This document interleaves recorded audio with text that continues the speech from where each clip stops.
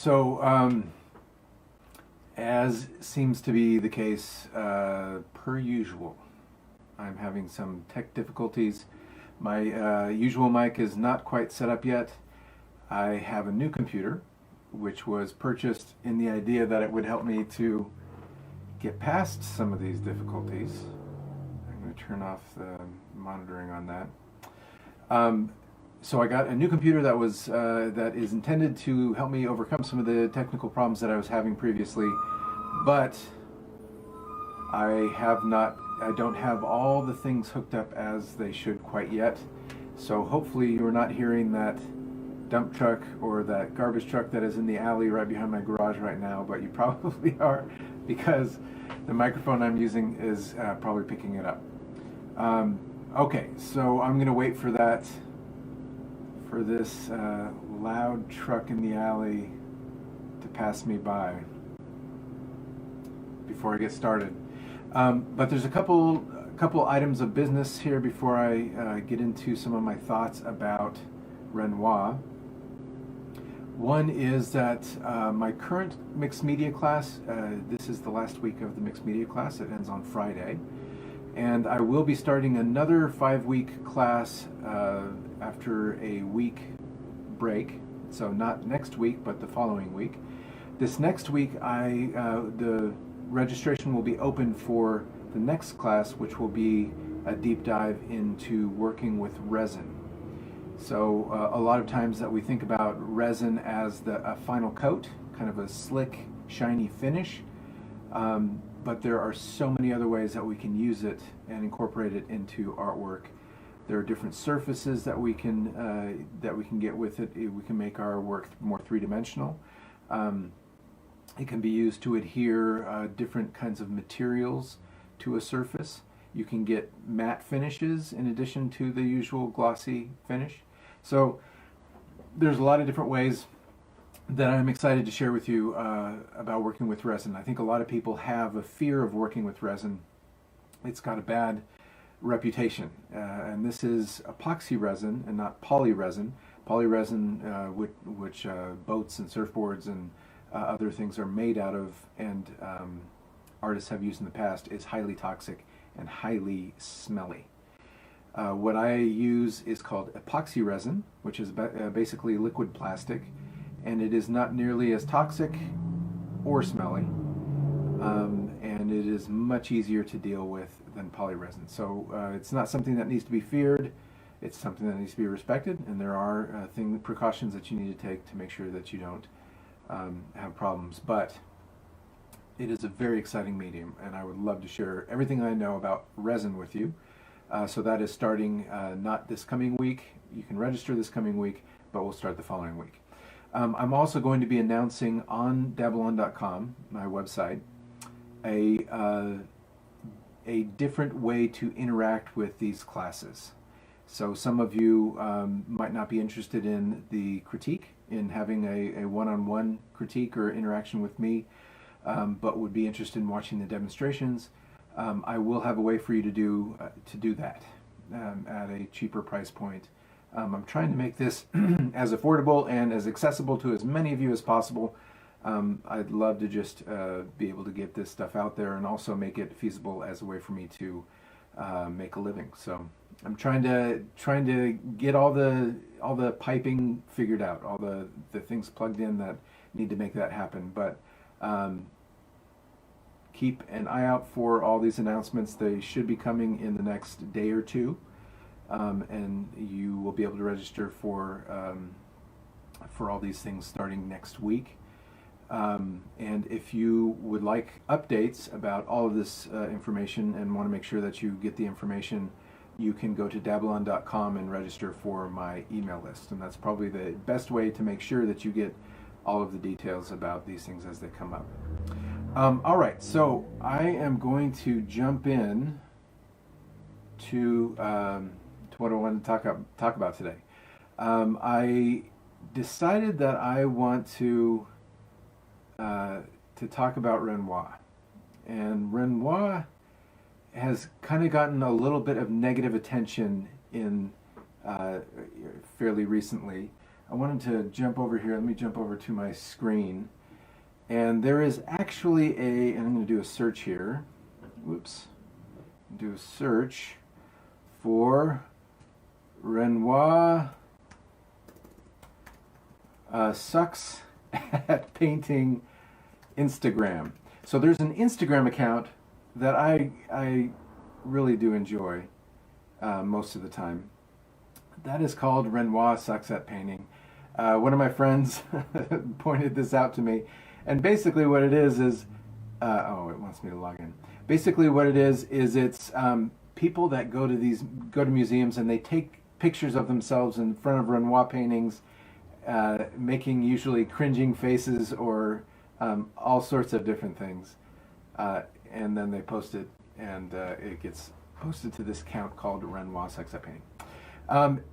He is a little bit of a polarizing figure. I mean, some people really love Renoir, and some people, obviously, there are how many people that follow this account? 15.5 thousand followers on Renoir sucks at painting. So there's a lot of people that feel fairly strongly that he is not worth your attention, and I tend to agree mostly with that, and that's why I kind of get a kick out of this particular Instagram feed. That being said, I think there's something that happens with famous artists.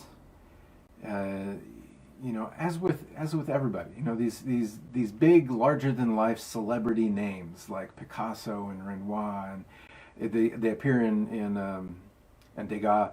They appear in the history books, and they get all this attention, and that probably drives up the price of their paintings, makes them more valuable, and so people want to make them even more prestigious or more famous, so the paintings that they own have even more value and are seen as more prestigious to own. Anyway, I think there's all sorts of different mechanisms at play that make artists more or less important to art history, more or less significant in the public eye, and it doesn't always have to do with how good they are or the quality of their work. So, for example, Mona Lisa famously was stolen, and there was lots of attention in the news press about the Mona Lisa being stolen, and then eventually it was finally returned or found. And ever since, there has been much more attention paid to the Mona Lisa because of that kind of attention that it got for being stolen. So it's not necessarily that particular painting was a hugely significant work of art in the history of art and painting, but it just got a lot of attention because it was stolen. So there was this kind of tumult around or attention paid to that painting. I also think that these names, like Renoir, get picked up by museum collections, right? So they've got this artist in their collection. They want to make their collection seem important and relevant, so they want to have these big names that everybody recognizes, and then they'll put together exhibitions of their paintings in their permanent collection and write stories and papers and put them up on the wall, and anything that's on a wall in a museum feels like it's worth our attention, or that we need to look at it if we go to this museum and pay for the entrance, and we should be looking at every work of art, and every work of art that's on a museum wall is important to art history. Anyway, there's a lot of these things that that hype up paintings, right? So Renoir, I think, is probably as well known as he is for some of these other reasons that have very little to do with the quality the quality of his actual artwork. So before I get into Renoir, I just wanted to kind of point this out, that probably not worth getting too worked up about how good or bad Renoir is. To really spend time being angry at seeing a bad Renoir painting in a museum is, it's not a good use of your time and care and energy, right? I have a feeling, or in fact, I can say 100%, every famous artist has made bad paintings, right? We all make bad paintings.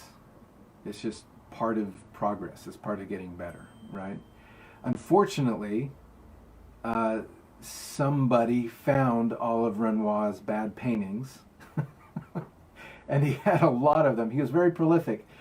Somebody found all those bad paintings and sold them to people, and they needed to create the sense of value, so they probably made them seem like they were more important works of art than they actually were.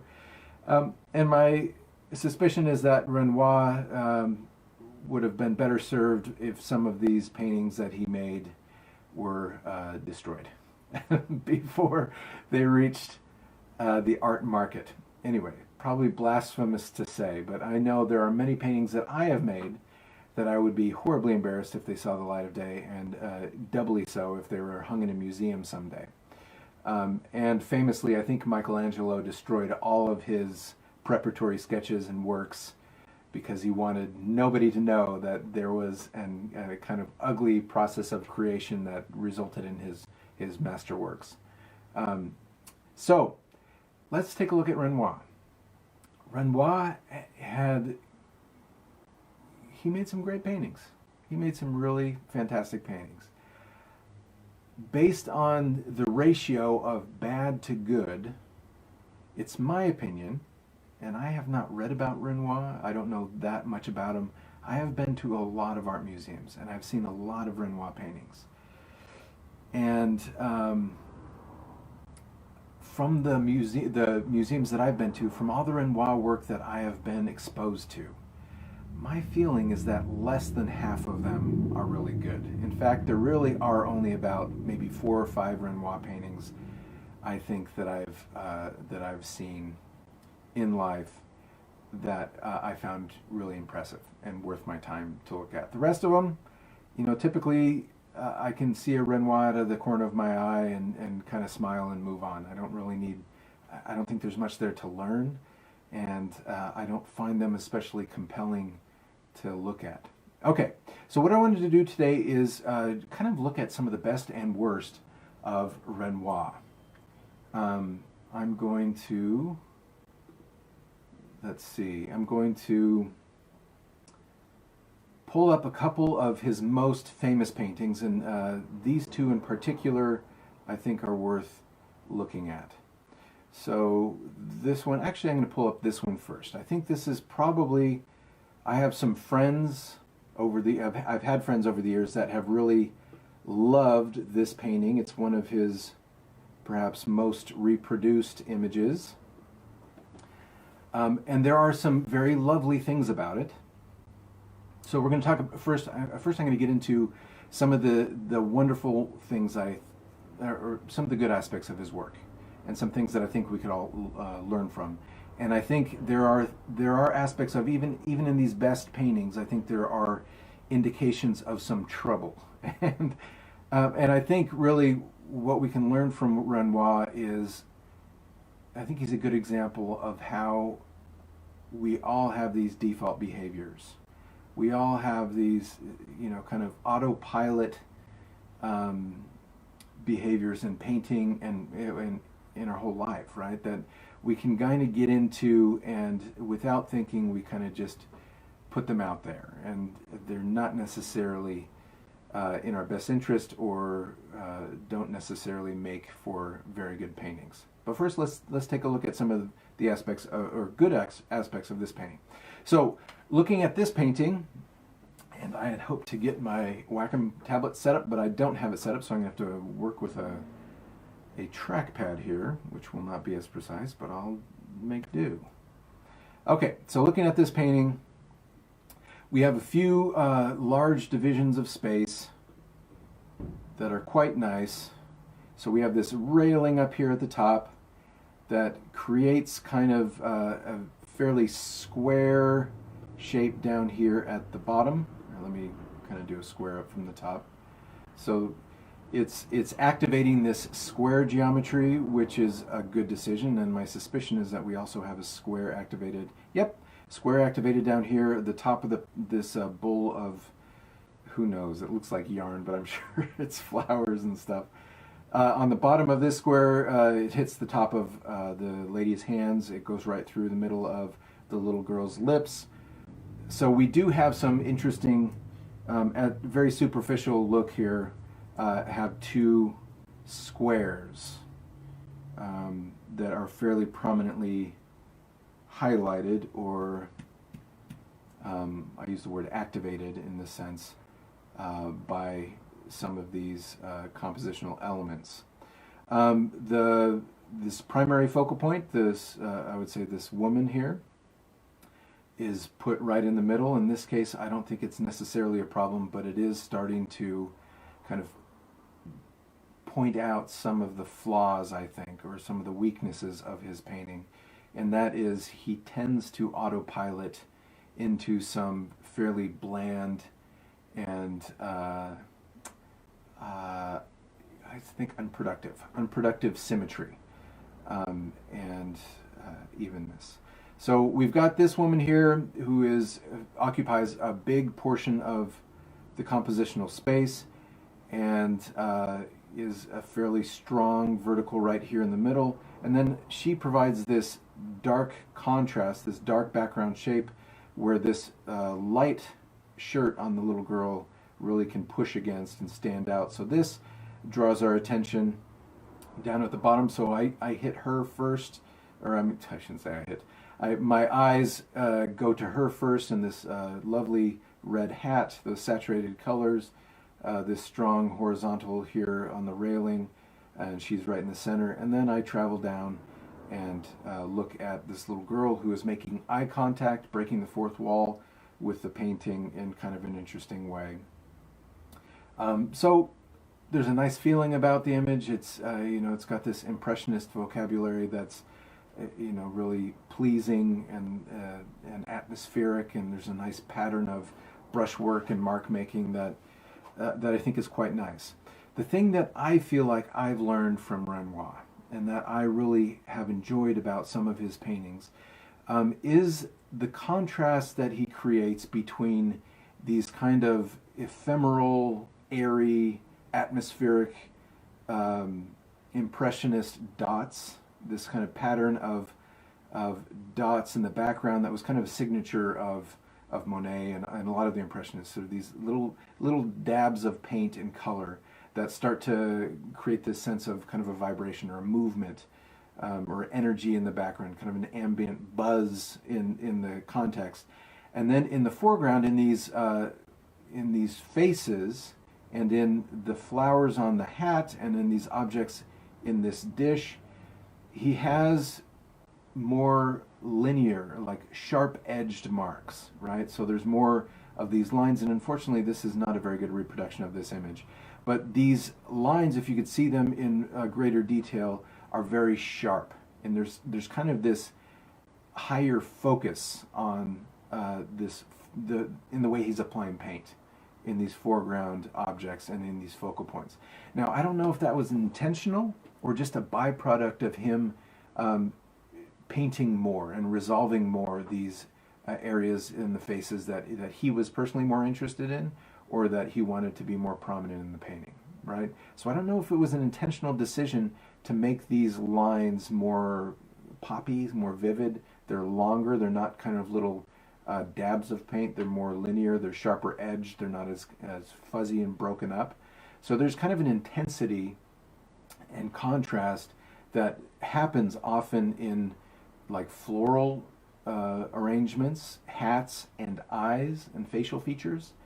And again, this is perhaps not the greatest example, but you can see this, especially if you get a good resolution image, in the hat on this little girl. There's a difference in the quality of the rendering and use of paint that really is a great way to lock you in to that part of the painting, right? So next to all this fluffy paint application in the background, there's that really intense or more defined area in the foreground. All right, so I wanted to, let's go back to the browser. Now I'm going to pull this one up, and hopefully, because, So let's go back to that. That didn't like this image. Let me open up image in a new tab and see if I can get that to cooperate. All right. Nope. All right. Let me do this. I'm going to do a screen grab of it. So this is one of the two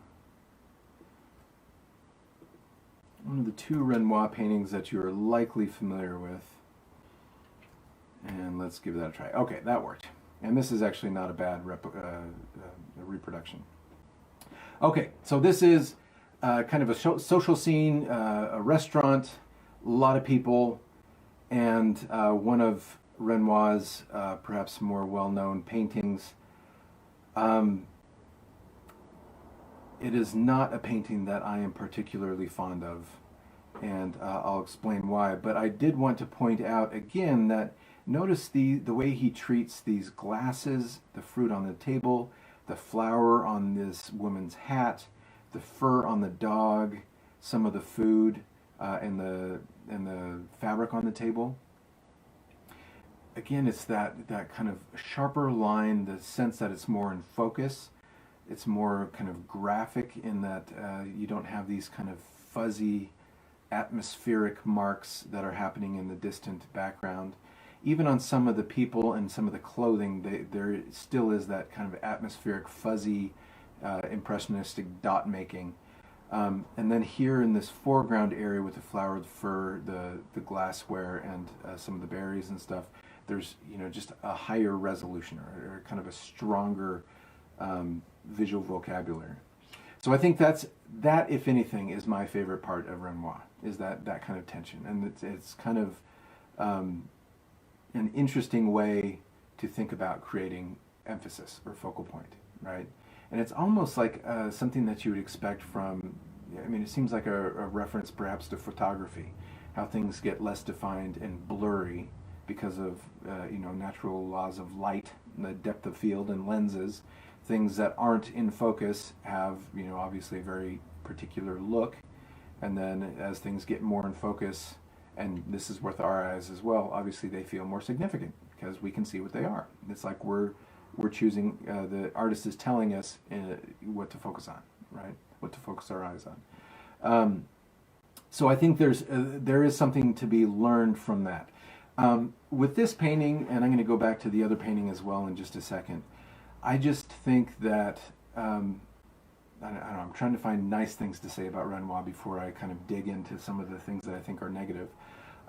There is, as with a lot of Impressionist work, there is this very soft, light, kind of a psychological, emotional, I don't know, there's a softness to that, kind of a congenial, easy, palatable kind of image making here. The time of day, the color palette, the brushwork, it's all very kind of lovely and gentle.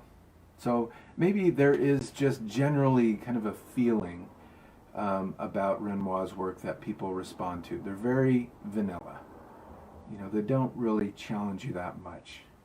There's not a whole lot to really love or hate. There's just kind of nice ambiance, right? It's a friendly atmosphere. And there's nothing wrong with that. You can like painting for that reason alone. And I think perhaps that is enough for us to like or dislike or feel like something is worth looking at. Okay, so I think those two things, ambiance and this issue of using different kinds of paint application to create areas of emphasis that push against this kind of brushy, ephemeral, dotty, impressionist visual vocabulary that we're more familiar with. I'm going to pull up a couple more images that I think are examples of that I wanted to share that you might not be familiar with. One in particular, there is a little art museum on Harvard campus that you might not have heard of. I certainly hadn't. it's this tiny little building on Harvard campus. I was visiting a friend of mine one time who was going to Harvard at the time, and he didn't know much about the museum, but said that it was there, and I decided to go walk through it. It's called the Fog Museum. The cool thing about the Fog Museum is that it's the collection of a single person. So you go to museums all across the world, and these big famous museums, they tend to have kind of the usual suspects, the same 20-ish stable of famous artists, and you kind of get used to seeing the same artists over and over again. And there's similar paintings enough that it doesn't really feel like you're getting anything new. But when you go to a private collection, like the Phillips collection, which I think is in New York or Boston, I've been there before. Phillips collection, and I'm forgetting now, but there are a few around that are just collections of a single person or a single family. You get the sense of an identity.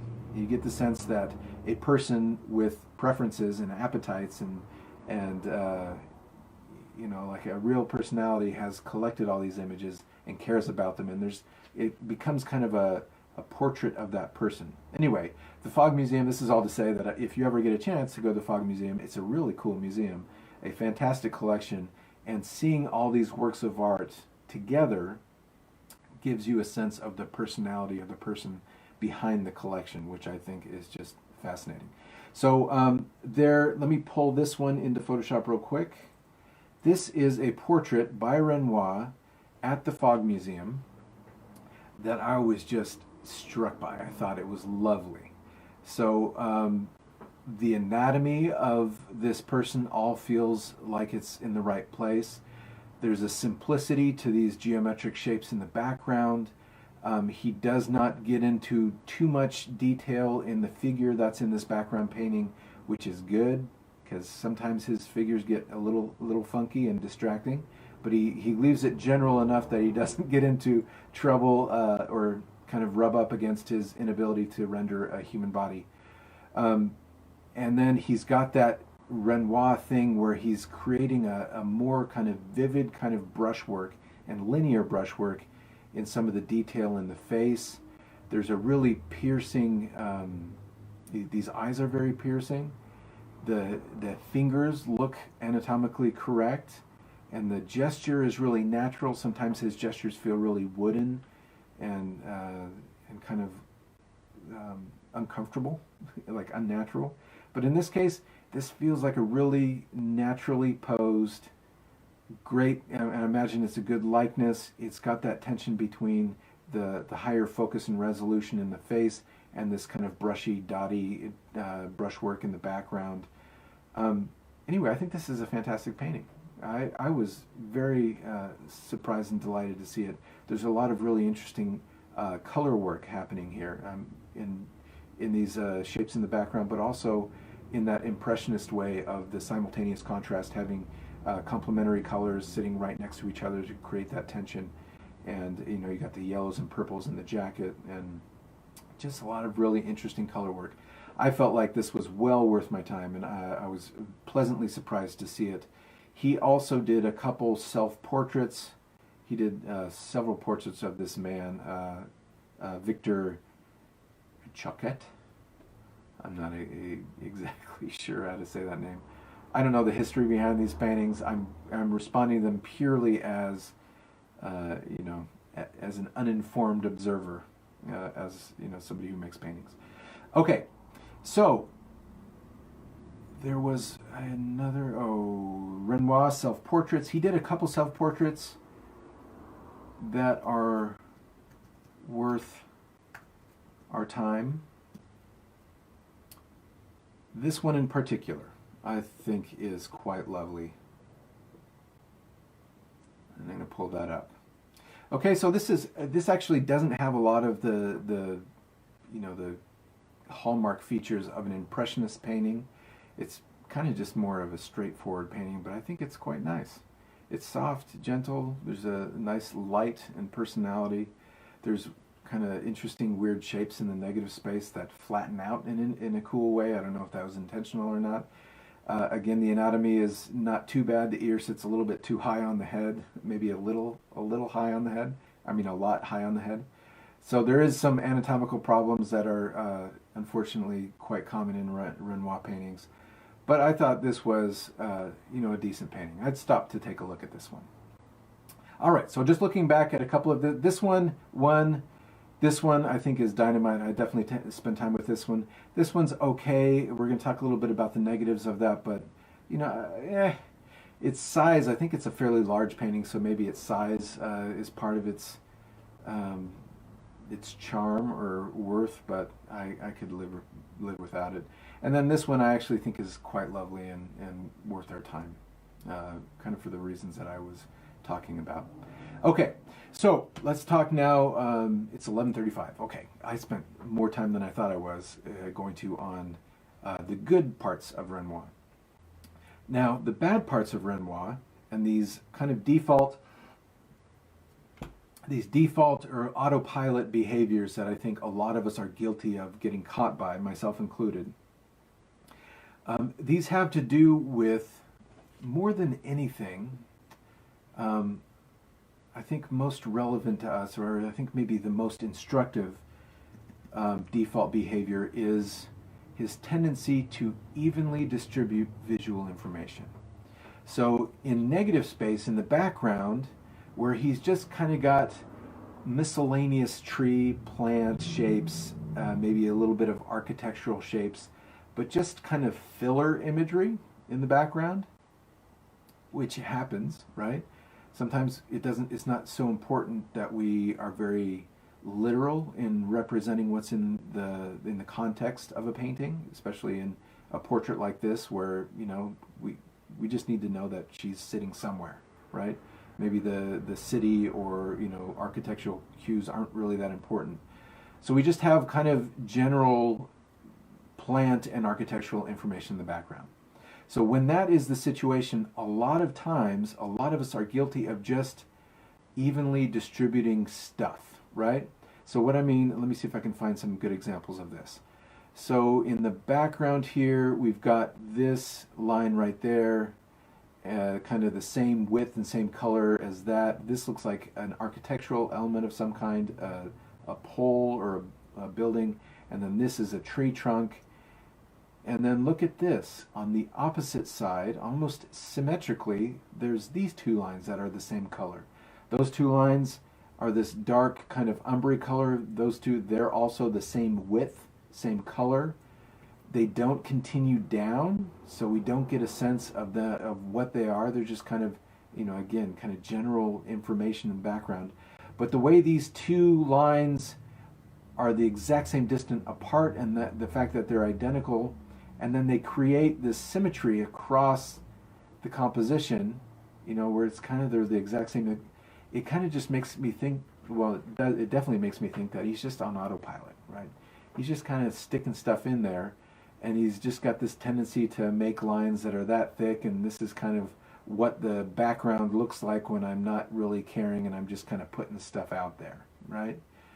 Up here in the foreground, we have these nice little lines, organic lines happening that look like vines maybe. And here he's actually getting some interesting variety, right? Some of the vines are closer together, some of them are further apart. There's variety there. There's a lot of really cool stuff to kind of get involved in. So there is kind of that aspect of Impressionism where they are repeating that dot brushwork. So maybe that's part of it, but also look at the trees in the background. They've just all these dots that represent the green leaves on the trees are the same size of dot, and they're all fairly evenly distributed. There's just kind of this general fuzz of dots, rather than what we would expect to see in a tree, where you'd have some clumps, some big clusters of leaves and some smaller cluster leaves, some closer together, some further apart. There's an evenness to the distance between these elements in the background, right? He's just kind of filling stuff in, and the problem with that is that it's not making use of negative space to accentuate or strengthen the visual statement, right? He could be doing so much more with that negative space to reinforce this foreground figure, to point us to her, to frame her. And also he could be doing so much more just to create a more variety in that visual information in the background. And when you have this kind of evenly distributed visual information, it starts to feel just like mush, right? Just like white noise in the background. And it contradicts our sense of what a natural or believable environment would look like. Because nature doesn't distribute things like that. It does a city with buildings and foreshortening and linear perspective, and it doesn't have that kind of consistently spaced visual information. So I think that is one of the default behaviors that I think he is most guilty of, and why I think his paintings are largely boring and not really worth your time. I just don't think he's trying that hard to really be intentional how he's using every square inch of his composition. The same here. Notice here in the background, he's got this tree, which is the same width as this tree, which is, overlapping that tree in the background. So it should be, usually it would be a little bit bigger.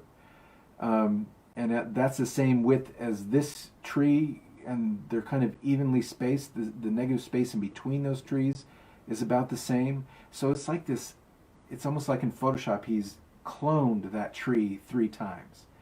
So instead of using that pattern of trees, and they might be the same tree, they might be the same size, but as it recedes into space, that tree should get smaller, and it's very unlikely that those trees would be evenly separated horizontally and in space, right? And they're all the same color, and they're all kind of the same clustering of leaves. In the background, the way he's separating these boats out, the sails are kind of the same direction. They're kind of symmetrical shapes. This kind of even distribution of all these little lines, it just feels like he wasn't thinking about placing things in a deliberate way to evoke this kind of general sense of the greenery and how that those bushes and volumes of leaves existed in space. He's just kind of putting this white noise in the background, right? The other thing that I think about this painting that is often true of Renoir is it's just this mass of people, right? There's a lot of different things he could do to tell us what we're supposed to be looking at, what's important here. And maybe you could say that it's just, he wants us to just to consume it all at once, right? He wants it just to be kind of this general atmosphere, which I could buy, but then he's got these things like this woman here who's got these 2 little beady black eyes looking at us, and she's breaking the fourth wall. She's making eye contact with the viewer, so she kind of feels like she might be important, but she's not in the foreground. He's kind of created this halo around her where everything is kind of equidistant from her, hands and faces. He's kind of got this space he's created around her. So I kind of feel like I should be paying attention to her. She's making eye contact with me, so that's kind of grabbing my attention. She's also looks like a little bit more refined. And then he's got this face that's that light skin surrounded by all that dark that kind of pops out. And these colors down here that pop out in a distracting way because of the high contrast. There's a lot of things he could do just to refine that, to push some of that contrast back so other things can be privileged or emphasized more and clarified. So it seems like he's kind of implying a story here, but he's not really following through, right? So if I'm supposed to be paying attention to her, well, how does she relate to these figures, these people in the foreground? Is there something different about her? Is she supposed to be isolated? Does she relate to these foreground figures? And foreground figures are closer to us, so we kind of have this bodily relationship to those foreground figures that make them feel more important, perhaps. They occupy more of the compositional space. So there's a lot of kind of implication with no follow-through. So it just kind of feels like a mass of bodies with no message. And I'm kind of left like, I don't really care. I'm going to walk by. I don't, again, maybe a little bit of the atmosphere. I don't care. Don't care. All right. So another thing that I wanted to point out about Renoir. Let's look back here. I'm going to go back and do just a Google search for Renoir paintings. And I'm going to bring up a couple of these things, and I'm hoping that I don't absolutely ruin Renoir for you. But once you see it, you can't really unsee it. So let's look at this painting right here. So notice in the background that there is more distance here between the sky and the horizon line than there is over here. And granted, there is a little bit of land mass there to account for that. But also notice that there is kind of a diagonal happening up, right? So it looks like his composition is tilted just a little bit to the left. Now, look at these figures down at the bottom. These figures that are balanced, they're standing still. So the general gesture, the overall mass of that figure should be fairly straight up and down, right? That's what balance is with gravity. But, this figure is leaning a little bit to the left, maybe a little bit unnaturally. Now you could say he's leaning back, okay, maybe. But then this figure who's standing straight up and down, a little bit of contrapposto, but still the mass should generally be straight up and down, is tilted a little bit to the left. And so is this. Notice how they're evenly spaced again, default kind of evenly distributing visual information. Also look at these boats. They're all kind of, fairly evenly spaced, even negative space between them, right? So just kind of, he's just kind of unimaginative, and he's got this tendency to lean things a little bit to the left. Now, all of us have a little bit of a bias to one side or the other because of the way, whether we're right-handed or left-handed. My suspicion is that Renoir is right-handed because I do the same thing. When I'm drawing figures, it is more natural for my arm to draw a pencil at a diagonal, slight diagonal, instead of straight up and down, right? It's just the anatomy, right? My elbow has to come in, and I have to pull straight down to get that straight vertical, right? Same with the horizon line. To get a perfect horizontal, it's kind of going against the natural way my arm and shoulder want to work. To get that perfect horizontal, I kind of have to dip my elbow in again and be very careful not to pull up, right? So my suspicion is that another default behavior that we need to be aware of is he's tilting everything a little bit to the left because he's right-handed, right?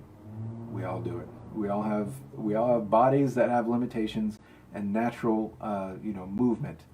But that is something that you need to, you got to take care of that, Renoir. You got to be aware of everything leaning a little bit to the left. And if you look at a lot of his paintings, in fact, you start to see this little bias, everything tilting a little bit to the left. This would be another example of that. Again, so this little girl, she's standing still. She's got her, everything's.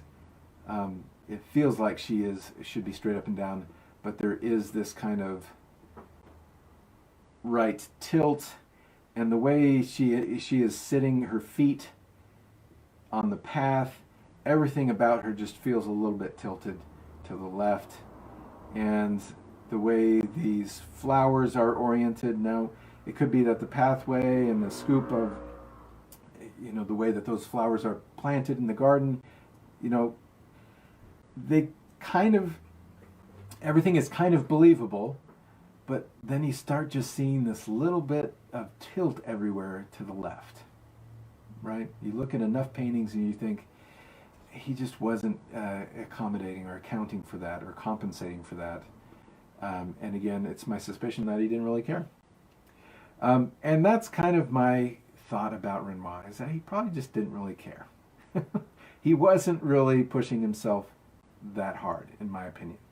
And he just kind of got into these default behaviors, and maybe what he was focusing on was less about really getting good at rendering figures and representing things, and just kind of enjoyed the activity of it and enjoyed being in autopilot. All right, the last thing that I wanted to discuss about Renoir and why people don't will often kind of give him a hard time is he just was not a good figure drawer. His anatomy is just atrocious. So in a lot of his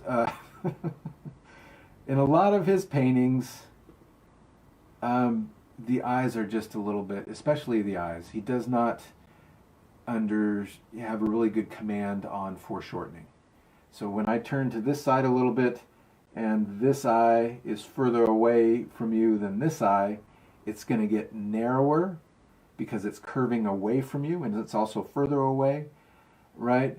And he kind of does that here, but it looks a little bit too straight on, so it's going a little Picasso on us, right? The simultaneous perspective where it looks like we're looking at this eye straight on and this eye straight on, and it doesn't really feel like it's following the curvature of the face in a natural way. So a lot of times, and this one is guilty of that as well. Let's look at this little girl again. So this little girl, something going on with her eyes. They feel a little bit cross-eyed, and that's true of a lot of his paintings. The figures can start to feel a little bit cross-eyed. Let's look at, so here, not as prominent, but again, there's just, this back eye should be narrower, should be like not as wide because it's following the curvature of the face.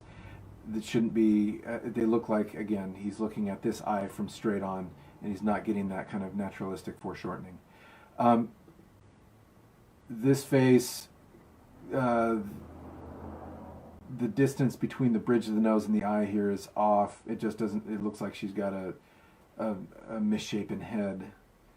And really, if you go through a lot of his paintings, the eyes especially are problematic.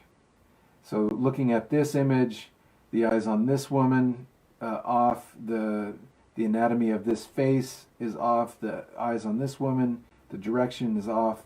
The baby is not so bad, but she's kind of looking straight ahead. This one, eyes, very problematic. So eyes are problematic. And then let's take a closer look at his figures. So his female nudes are guilty of the same thing that I've been talking about in other areas. He starts to, instead of really thinking about the underlying structure of the human skeleton, he kind of evenly distributes folds of skin and musculature. There's a little bit of a nod to anatomy and structure, but these things don't add up at all. So the folds of these the skin and the belly of these Rubenesque women, see how they're kind of evenly spaced. Everything is, it just looks like inner tube tires, right?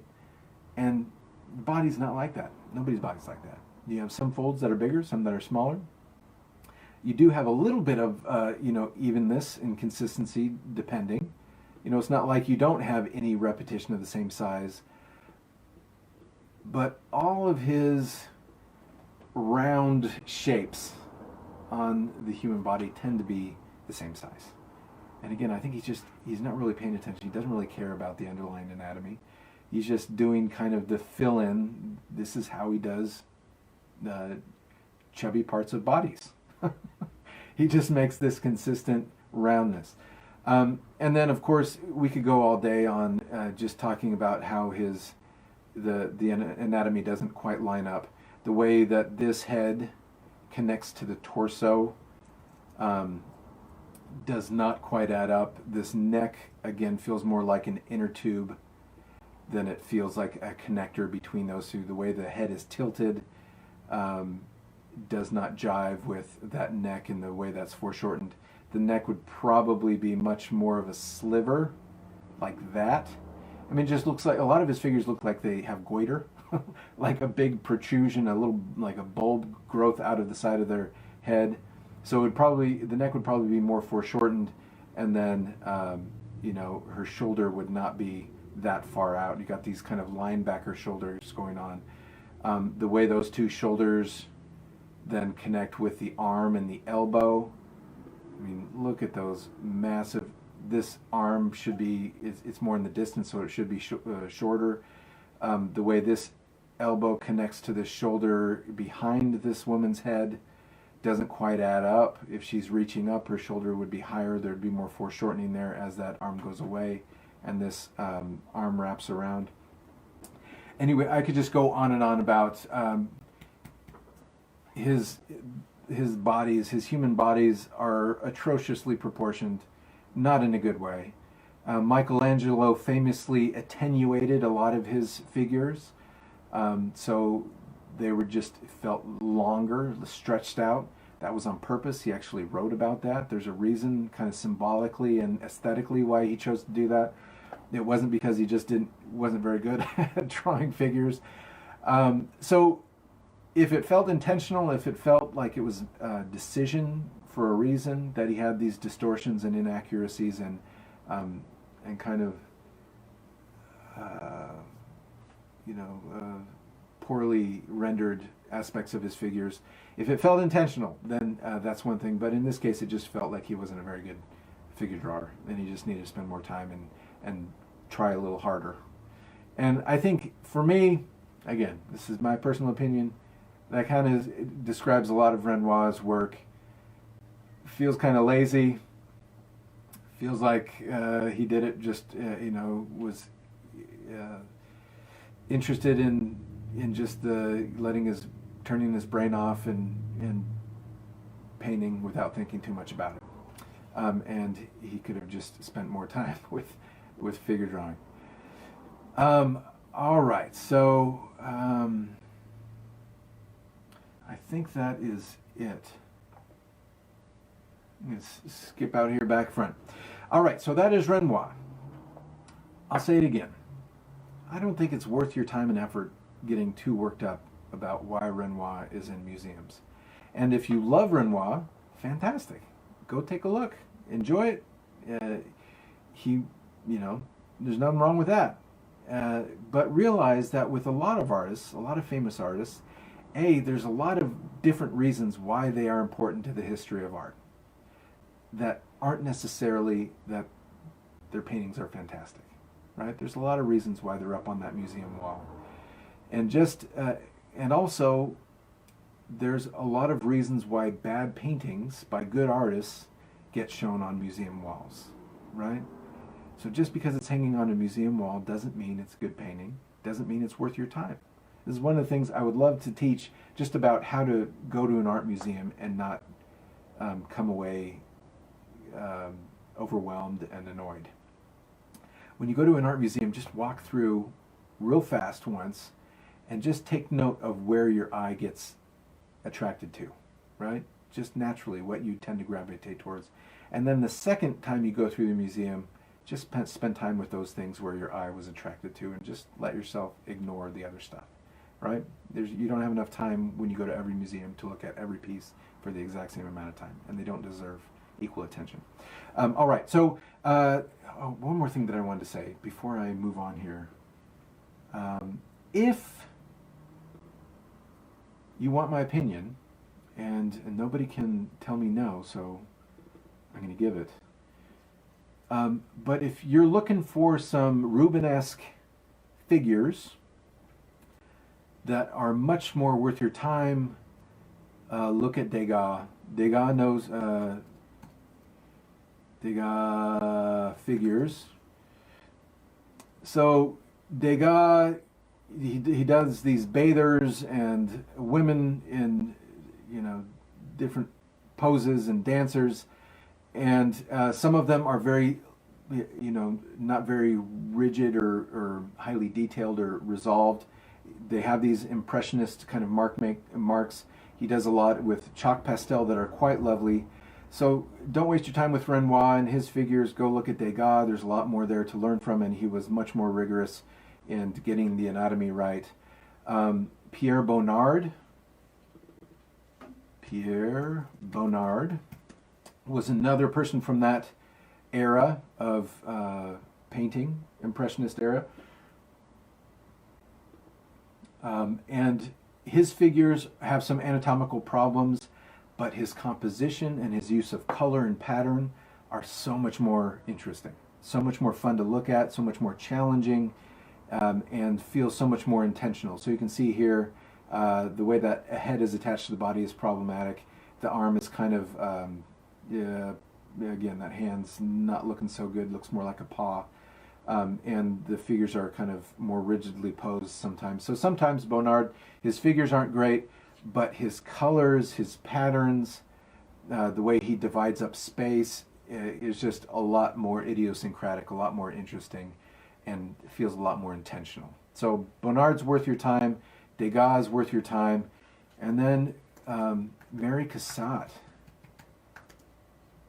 She's got a lot of the same kind of vocabulary, again, of the Impressionists, and her paintings are anatomically fantastic.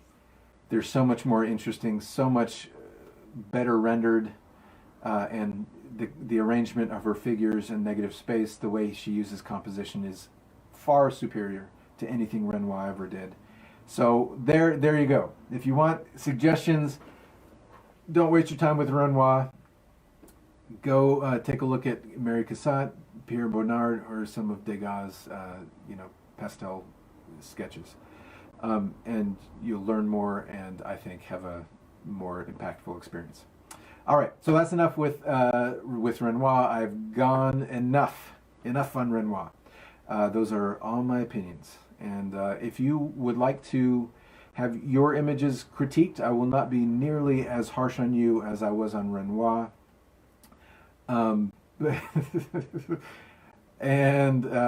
you can email me your images of your work to dabbleon@gmail.com. I would prefer that you send work that you are either currently working on, so works in progress, or work that you have recently finished. I love the idea that we are sharing the work that is present and that we're currently invested in. I think there's a lot of inspiration and motivation that could be drawn from that.